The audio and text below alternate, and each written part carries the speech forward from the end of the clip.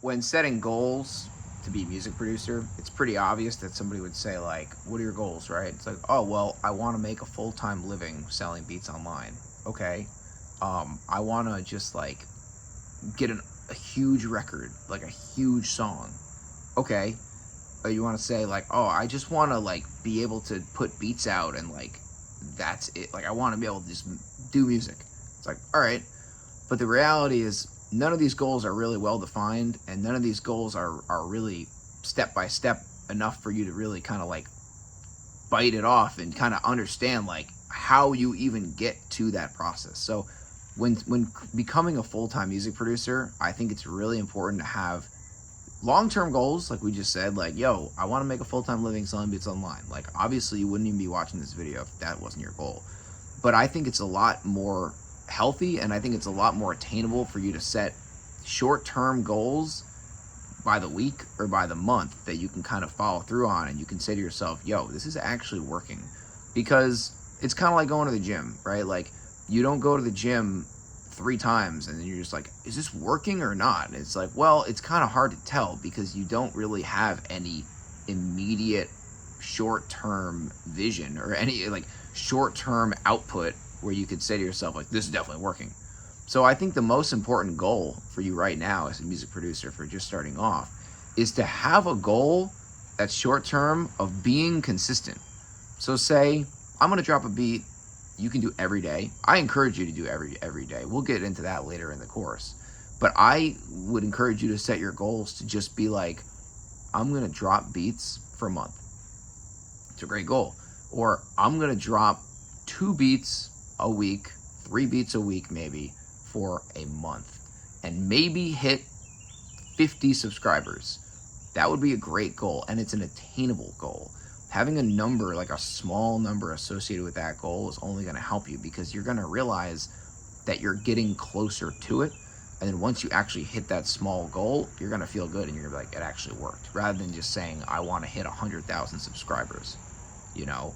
And subscribers could be kind of irrelevant, by the way. We'll talk about that later on, but it's like, it's important for you to get these short-term subscribers in it right now, because those subscribers are more relevant than subscribers that subscribed to you 8 years ago. You know, I can have 80,000 subscribers right now, but let's assume that a bunch of those subscribed to me 7 years ago. They might not even listen. So right now, if you start a brand new YouTube channel and you're saying, I'm going to drop 3 beats a week, and hopefully by the end of 2 months or 3 months get 50 subscribers, that's a great goal. Another goal would be to set up maybe a way for you to, an Instagram, and a way for you to have your subscribers follow you online, or a way for you to capture their emails. So maybe you can get 50 subscribers, that's your goal, and then maybe you can give away a couple free beats and get 30 or 40 emails. That's another great goal. So it's important for you to kind of have these small goals that you can kind of see that it's actually working. Another thing is to celebrate when you actually hit those goals, because it's easy to be like, oh man, like I got 50 subscribers now, but like, let's be honest, the big channels have like 50,000, you know, or like 100,000. No, but like, you're not that big channel yet, and you don't know the inner workings of their business. They could be doing, you don't know anything about that. Don't even look at the other channels, you know, just be concerned about your goals and see if it's working for you. So when you do hit those 50 subscribers, you can actually celebrate and be like, yo, this is actually working.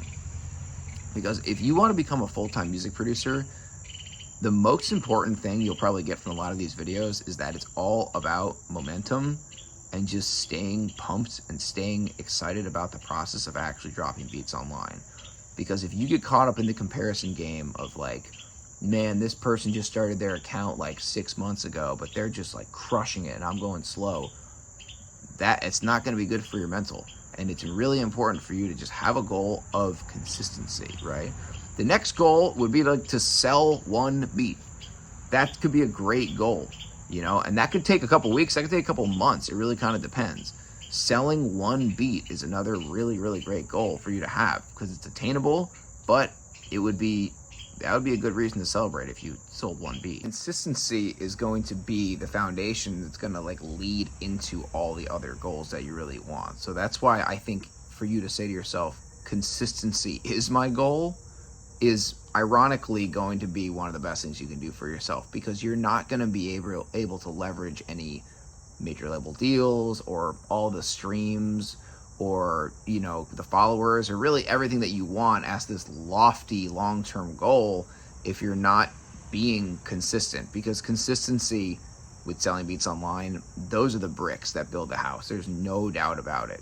So for you to just say, again, my goal is to drop 3 to 4 beats a week and be consistent that way, you can look at your YouTube analytics and it'll show you how being consistent over time with the right sound and you kind of going through and looking what's working and just kind of, you know, backpedaling and saying, all right, let's take a look at my content and see what's going well, and then being consistent and double down on what's working.